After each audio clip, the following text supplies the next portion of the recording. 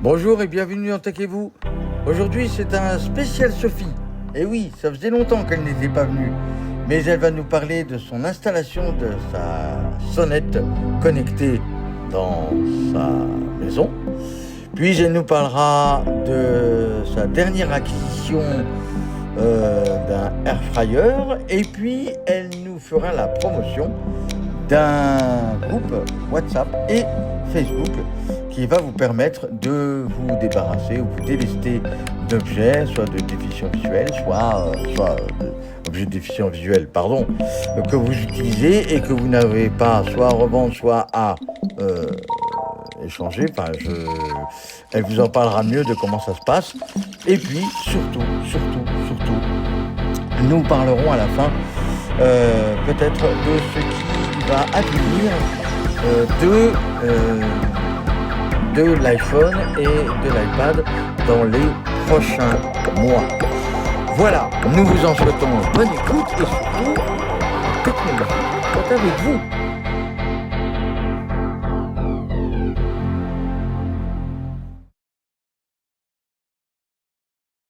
Bonjour à toutes et à tous et bienvenue sur Tech et vous. Aujourd'hui, je vais vous présenter, ou plutôt je vais vous expliquer comment enfin j'ai réussi à mettre en place une sonnette connectée alors que mon portail est à 50 mètres de ma maison. Ça n'a pas été chose facile, hein. Ça a été source de multiples réflexions diverses et variées, de découragement parfois, mais je suis obstinée, donc voilà, rien ne m'arrête. Bon, alors, j'ai compris après plusieurs essais que malheureusement, même avec un répéteur Wi-Fi, même avec des antennes, des antennes à disposer un peu tout le long de mon terrain, tout ça, même avec tout ça, je n'arrivais pas à avoir un réseau Wi-Fi assez stable pour pouvoir connecter mes appareils de domotique et surtout mes caméras ou mes sonnettes. Du coup, en cherchant un peu sur internet et tout ça, j'ai compris qu'il me fallait un câble Power over Ethernet. C'est un câble avec une technologie qui permet à la fois de véhiculer l'électricité et le signal réseau, le signal internet. Donc, j'ai finalement choisi une sonnette compatible avec cette technologie, PoE, et je l'ai reçue, puis j'ai acheté le câble adéquat de 50 mètres, et ensuite, j'ai installé tout ça. Alors, mon mari m'a aidé pour les travaux, hein, pour installer la sonnette sur le mur, pour passer les câbles dans une gaine, ce qui n'a pas été chose facile parce que passer 50 mètres de câble dans une gaine, on croit que c'est facile, mais en fait, non, c'est pas facile du tout.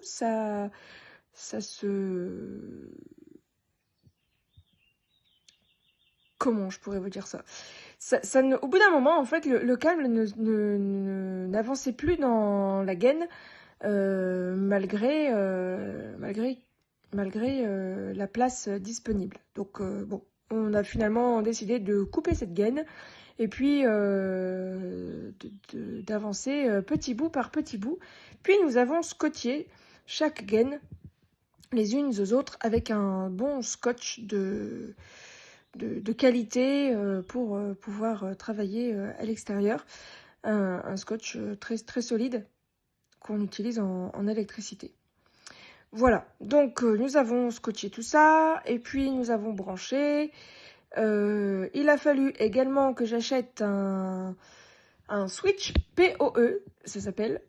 C'est un appareil qui me permet de transformer à la fois, de réunir, on va dire, voilà, à la fois le réseau et l'électricité dans une sortie RJ45 prévue pour sortir en PoE du coup, pour pouvoir transporter les deux. Alors c'est un petit boîtier qui se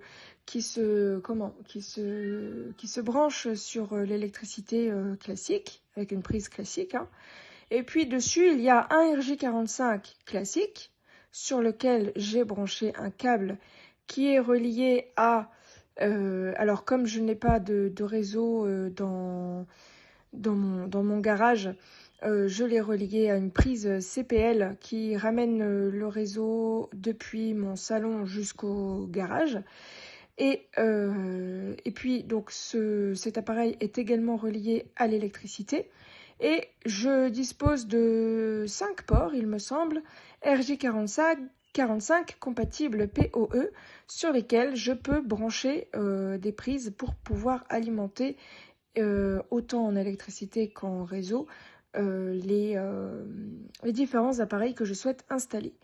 Voilà comment je m'en suis sortie avec mon histoire. Alors après, il a fallu paramétrer la sonnette. Alors la sonnette que j'ai achetée, c'est une sonnette de chez Reolink. Ça fonctionne très bien, j'en suis très contente. C'est une sonnette vidéo et en plus de ça, elle permet de pouvoir... Enfin, c'est une option que j'ai activée. Elle permet de pouvoir répondre à distance. Donc en fait, quand la personne appuie sur la sonnette, ça envoie un appel téléphonique sur mon téléphone. Alors je ne sais pas comment ça fonctionne exactement, mais même si je suis par exemple chez Casino, ou je n'ai plus Casino par ici, Carrefour, ou je ne sais où, dans un magasin ou pas chez moi, je peux quand même répondre au livreur qui vient déposer de la nourriture pour mes chats par exemple, en lui disant bah oui, vous pouvez mettre le paquet là, tout ça, voilà, sans qu'il soit obligé de me laisser un mot dans la boîte aux lettres en me disant vous étiez pas là, je repasse plus tard, ou alors j'ai mis votre colis ailleurs. Ça peut rendre service, voilà. Donc voilà, c'est très intéressant. J'ai découvert pas mal de choses grâce à cette sonnette, et voilà, c'était très très instructif. Qu'est-ce que je peux rajouter? Ah oui, il y a également la possibilité si par exemple on part en vacances, ou alors si on a peur de se faire cambrioler, mais bon, c'est pas très utile, à moins d'appeler la police sur l'instant T. Il y a la possibilité de mettre une alerte à chaque fois que quelqu'un passe devant chez vous. Alors... quand on habite dans une rue pas très passante, ça peut servir, surtout si on habite par exemple, je dis n'importe quoi, à l'autre bout, tout au bout d'une impasse, et qu'on est la dernière maison, et que voilà, là oui, ça peut avoir un intérêt. Mais si on habite dans une rue passante comme la mienne, vous allez recevoir des notifications tous les 4 matins, et et du coup vous saurez plus où donner de la tête. Donc finalement j'ai désactivé ces notifications, mais ça m'a permis de me rendre compte que c'était quand même très fiable. Voilà pour ça. Pour les caractéristiques techniques de la caméra, alors c'est de l'audio bidirectionnel, ça c'est certain, et je crois que la qualité est en 1080p. Je crois que c'est page, oui. Je pense il faudrait que je vérifie, mais il me semble que c'est ça. En tous les cas, c'est suffisant pour pouvoir observer ce qui se passe autour de chez soi, et pour voir qui est à la porte. Voilà, et je vous dis à bientôt. N'hésitez pas à vous abonner, n'hésitez pas à poser des questions ou à nous contacter si besoin. Si vous avez besoin de poser des questions sur des appareils, quels qu'ils soient, sur des notices, des demandes particulières pour savoir comment utiliser tel ou tel appareil en étant mal ou non voyant, n'hésitez pas surtout. Et puis je vous dis à très bientôt.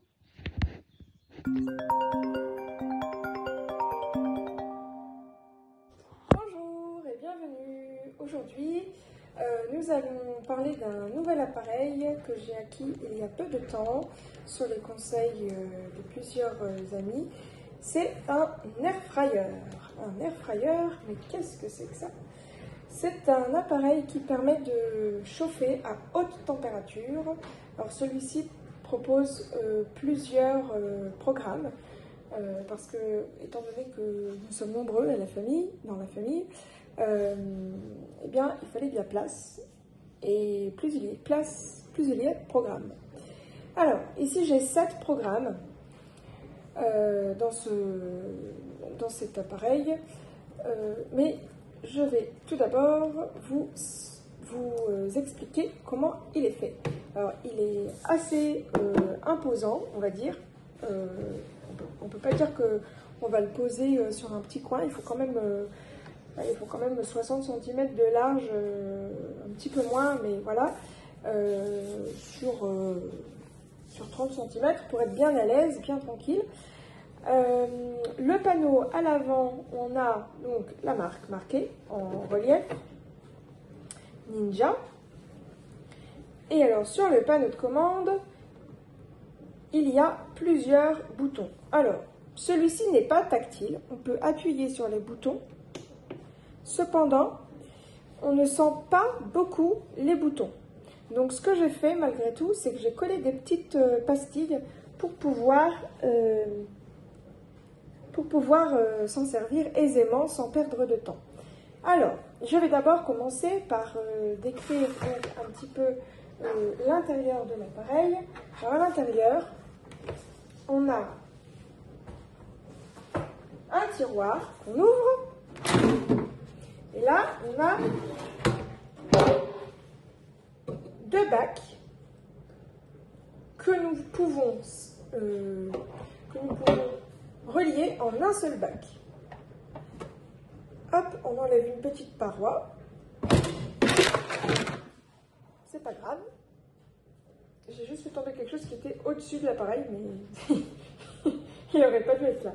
Donc, on enlève une petite paroi.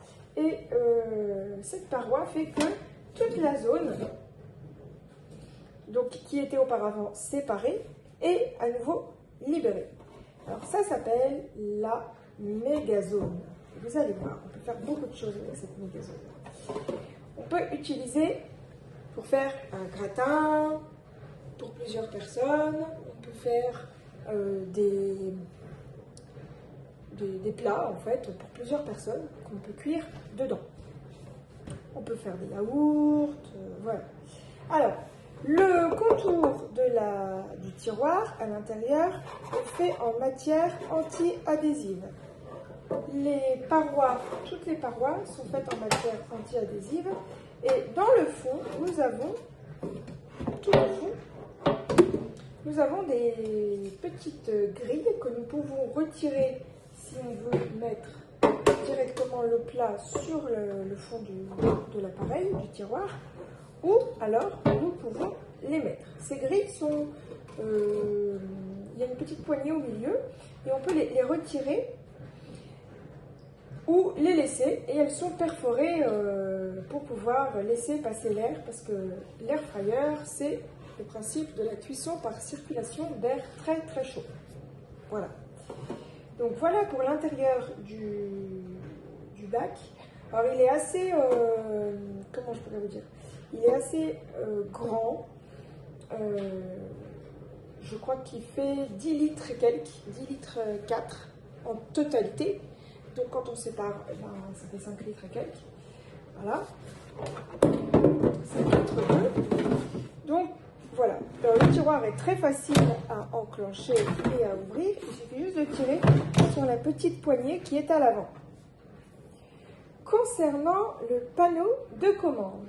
Alors comme je l'ai dit tout à l'heure, par facilité, pour gain de temps, j'ai collé des petites pastilles, mais ça n'est pas tactile. Si vous voulez, ce sont des boutons qu'on appuie, on peut appuyer dessus. Vous allez voir, ça va faire un petit bruit. Voilà. Mais si on ne prête pas attention, on ne sent pas le bouton. C'est très léger. Voilà. C'est pourquoi j'ai préféré ajouter quelque chose pour qu'on sente mieux les boutons. Alors, je viens d'appuyer sur le bouton On, qui est tout en haut à gauche. Ensuite, nous avons, en continuant vers la gauche, deux boutons l'un en dessous de l'autre, qui sont les boutons de réglage de la température. Puis, nous avons la molette crantée, qui a des petits crans. Puis, nous avons les deux touches pour régler le temps de cuisson, minute par minute. Et ensuite, sur la droite, nous avons encore 4 touches. Nous avons le bouton On, le bouton synchronisé, qui sert à faire cuire deux choses avec des programmes différents, donc dans les bacs séparés. Mais ça va permettre de cuire, par exemple, si on a une cuisson qui dure 10 minutes et une autre qui cuit 20 minutes, ça va permettre de faire en sorte que les cuissons se terminent en même temps. Et puis on a la touche Match qui, elle, sert à recopier directement ce qu'on a mis. Par exemple, le paramètre du tiroir de gauche, on peut directement le recopier sur celui de droite si on veut que ce soit la même cuisson. Ensuite, nous avons la possibilité de choisir le tiroir de gauche ou le tiroir de droite. Ou, si on retire la séparation, les deux à la fois. Alors, là, pour le tiroir de gauche, c'est la zone 1. Donc, c'est le bouton tout en bas, à gauche. Puis, sur cette même ligne, on a un deuxième bouton qui se trouve à peu près au milieu, sous le bouton rotatif, qui lui est le bouton Mégazone et qui va pouvoir permettre de cuire les deux côtés à la fois. Puis ensuite, on a tout à droite le bouton de la zone 2 pour programmer ce qui se passe au niveau de la zone 2. Voilà pour les boutons, on a fait le tour, c'est pas bien compliqué. Donc, ça, c'est chouette. Alors maintenant, vous allez me dire, mais comment on fait pour choisir les programmes? Alors, pour choisir les programmes,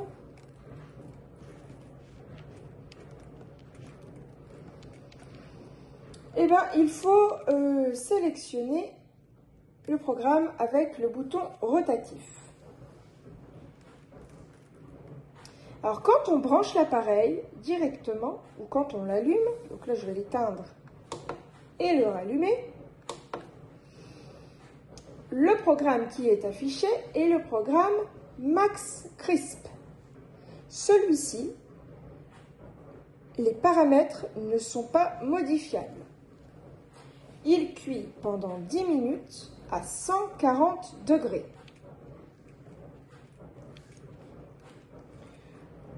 On va commencer par tourner le bouton dans le sens des aiguilles d'une montre. Alors, quand je tourne le bouton dans le sens des aiguilles d'une montre une fois, je tombe sur le programme Reheat, qui est réchauffé. Ici, les paramètres sont modifiables. Nous avons 170 degrés et 30 minutes. J'ai oublié de préciser tout à l'heure que la température est réglable. Donc ça, je l'avais dit, par les deux boutons qui se situent à gauche de la molette, l'un en dessous de l'autre. Mais ce que je n'avais pas dit, c'est que c'est réglable de 5 degrés en 5 degrés. Donc on était de base sur un paramétrage de 30 minutes à 170 degrés. Ensuite, si on continue à tourner, Nous arrivons sur le programme Déshydrate, pour déshydrater. Ici, nous avons 60 degrés pour 6 heures. Ici aussi, nous pouvons modifier les deux paramètres. Nous tournons encore d'un cran et nous tournons sur le programme Prove, qui veut dire fermenter, n'est-ce pas? Pour faire des yaourts ou pour faire lever la pâte. Donc, nous avons 75 degrés ou 35 degrés. Ici, nous n'avons pas la possibilité de programmer tous les 5 degrés. Il n'y a que deux possibilités, 75 quand on est dessus ou 35. Et le temps, lui, est réglable minute par minute et par défaut, il est réglé sur 45 minutes. Si on revient en arrière, nous retombons sur 3 programmes en arrière, le programme CRISP. Donc nous allons tourner maintenant le sélecteur de programme dans le sens des aiguilles d'une montre pour arriver sur le programme Air Fryer qui est réglé de base à 200 degrés pendant 20 minutes. Ici, les deux paramètres sont modifiables. Puis nous avons le programme Roast qui veut dire retire. Alors, nous pouvons observer que la température est réglée à 190 degrés pendant 15 minutes de base et nous pouvons également modifier les deux paramètres. Puis un des programmes les plus importants, il s'agit du programme Bake qui veut dire four, qui est réglé par défaut à 160 degrés pendant 15 minutes. Ici aussi, les deux programmes sont modifiables. Arrêtez. Alors, ma petite expérience maintenant, j'ai cuisiné il y a peu dans cet appareil un gratin qui était très très beau. Et alors pour cela, j'ai utilisé, pour simuler la fonction four, le programme Bake. Et le soir, nous avons réutilisé l'appareil pour réchauffer. Donc, j'ai utilisé le programme Reheat. J'ai pu modifier les températures et le temps de cuisson comme je le souhaitais. Voilà pour cette petite présentation. J'espère que... Alors ça c'est romance. J'espère que ce petit tuto vous aura plu et vous donnera envie d'en savoir plus. Je ferai bien entendu une recette avec cet appareil et j'essaierai de vous la partager. À plus tard!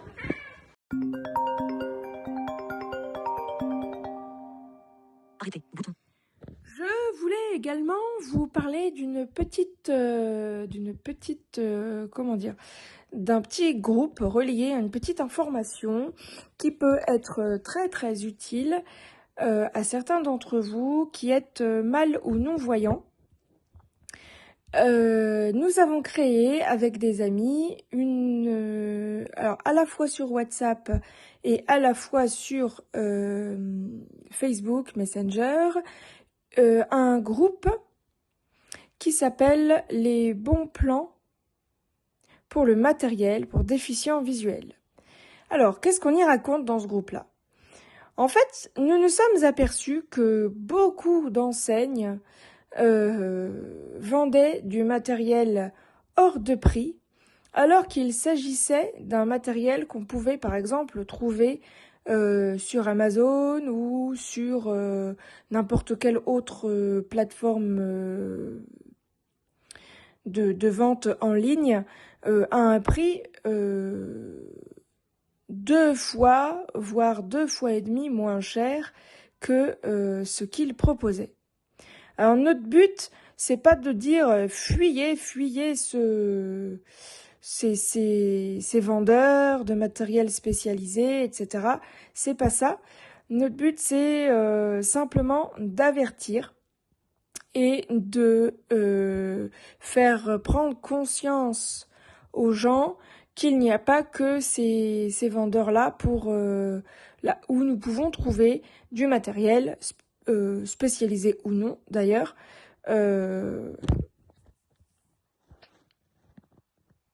dans le commerce. Voilà. Donc, si vous êtes intéressé, il y a une plateforme Facebook, une plateforme WhatsApp qui existe et nous serions très très contents de retrouver du monde dans ces plateformes-là pour vous informer, pour vous aider à choisir du matériel. Alors ça peut également concerner du matériel qui n'est pas spécialisé pour aider au choix.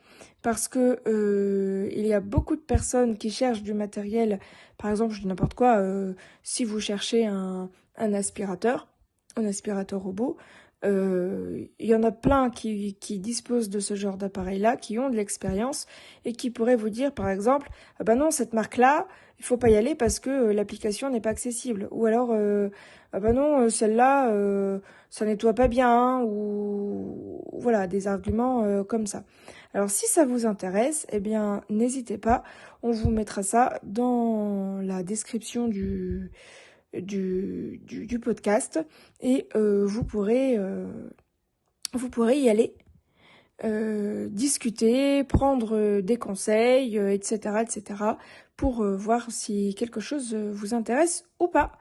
Voilà, et bien sur ce, je vous dis à la prochaine et à bientôt.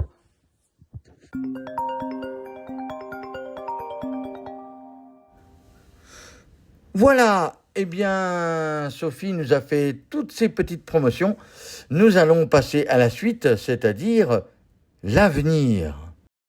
iOS 19 va pas tarder à arriver, ou tout au moins dans sa version de développement public, c'est-à-dire les bêta-tests développeurs et publics. En principe, cela devrait arriver d'ici le début juin, puisque la keynote devrait être le 9 juin en principe, et on devrait avoir un certain nombre de changements. Alors, il y en a qui seront visibles directement et que l'on verra très vraisemblablement, comme par exemple le fait que l'iPad va de plus en plus ressembler à un mini Mac, ordinateur fixe ou portable, tout en ayant quelques interactions qui lui sont propres, avec donc les gestes de l'iPad actuel. Donc il faudra bien, là il sera plus encore question de la gestion des containers, pour ceux qui en ont l'habitude, et puis quelques arrangements cosmétiques. Ça, nous en parlerons lorsque iOS 19 sera disponible, avec quelques un petit descriptif de la situation. Côté de l'iPhone, on va avoir des choses qui vont, dans un premier temps, alors il y aura l'aspect très cosmétique qui va arriver, il y aura probablement des traductions à la volée qui seront faites lorsque quelqu'un parle, c'est probable, en tout cas c'est à l'étude. Il se pourrait par exemple que vous teniez votre téléphone en face d'une personne qui vous parle, et lorsque vous mettez le micro en route, eh ben, l'iPhone, par le biais de l'intelligence artificielle, pourrait traduire simultanément tout de suite. Un peu comme le font certaines lunettes qu'on ne nommera pas, les Meta, qui pourraient permettre de traduire simultanément quelque chose. C'est une des possibilités, mais d'autres petites choses arriveront, et il y aura des choses indubitablement,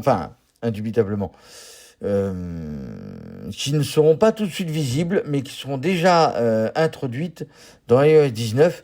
c'est la préparation d'iOS 20 avec l'iPhone pliable. Alors, il y aura certains gestes qui vont nous paraître très étranges, avec des événements très inattendus, parce que Apple va commencer à intégrer des briques, c'est-à-dire des morceaux de gestes qui ne seront pas tout à fait compatibles, ou en tout cas très exploitables de manière dans leur entièreté au moment venu, mais le seront complètement lorsque l'iPhone pliable va arriver. J'en veux par exemple, pendant très longtemps, nous avions ce que nous appelions aujourd'hui la Force Touch. Vous savez, cette fameuse fonction qui permettait, lorsque faisait un double tap prolongé, d'avoir un menu déroulant.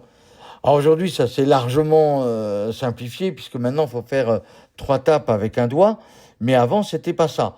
Mais il faut savoir que avant que cette fonction ne soit introduite de manière officielle, certains avaient la surprise de voir un menu qui apparaissait lorsqu'il faisait un double tap sur l'écran d'accueil, par exemple. Il dit, tiens, c'est bizarre, j'ai un menu. Ou un comportement qui n'était pas du tout indiqué par VoiceOver comme quelque chose de fautif. On avait un son qui était caractérisant, qui indiquait qu'une action était possible, mais l'action n'était pas exécutée. C'est arrivé à un très court temps, mais c'est arrivé et ça introduit et ça cela a surpris certains. Eh bien, on va avoir des petites choses comme ça qui vont arriver. On va se rendre compte d'un geste particulier. Alors, je ne les ai pas encore, et à vrai dire, pour l'instant, peu de gens les ont, mais il se pourrait qu'il y en ait certains, comme par exemple le menu réglage pour avoir un menu conteneur qui pourra apparaître, et alors que le conteneur, dans le cas actuel de l'iPhone, n'a rien à voir. Vous vous demandez sûrement à quoi va ressembler l'iPhone pliant. Eh bien, ceux qui ont la possibilité, eh bien, il y a un moyen très simple de se rendre compte de ce que peut avoir l'iPhone déplié. Vous allez à un Apple Store et vous allez voir l'iPad mini. À l'heure actuelle, c'est ce qui est le plus proche de ce que sera l'iPhone déplié. Plié, eh ben, il suffira tout simplement de l'imaginer fermé. Alors, pour cela, je vous invite toujours en Apple Store. Vous avez l'iPad mini. Vous posez votre iPhone sur l'un des côtés. Par exemple, il faut mettre l'iPad de son côté chargeur vers le bas. Poser son iPhone soit à droite, soit à gauche, et de se dire que la partie vide à gauche ou à droite se plie sur le téléphone. Et dans ce cas-là, cela fera votre téléphone Apple plié. Voilà, cela vous donne une petite idée. Donc déjà, vous pourrez vous préparer psychologiquement, ne serait-ce que déjà physiquement, parce que le prix, on n'est pas encore préparé, mais à mon avis, on le sera, à mon avis, d'ici 1 ou 2 ans. Voilà, je vous laisse à ces grands moments, et je vous souhaite bonne écoute, et à bientôt. Takez-vous.